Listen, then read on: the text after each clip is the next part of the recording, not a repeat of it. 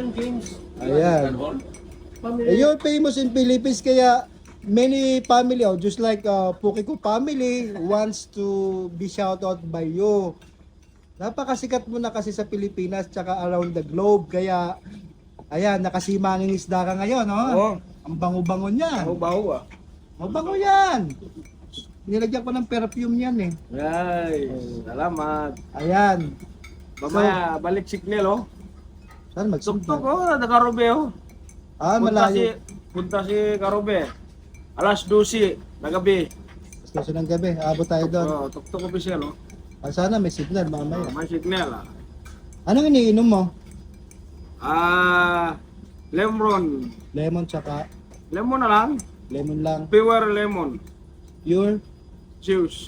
May sugar yan? Kunti na lang. Konti lang. Para saan yan? Pero, kanya no? Sa ubo? Oh. Sa cup? Yan palang gamot sa... Pabot. Nakita niyo guys yung paano yan. Sabi yung kanyang gamot pala sa ubo yun.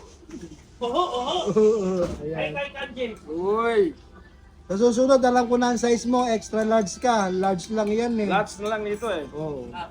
Ayan, totoo na yan ha. Dati nakalagay James Paxio, ngayon si Manging Isda ka na. Ay.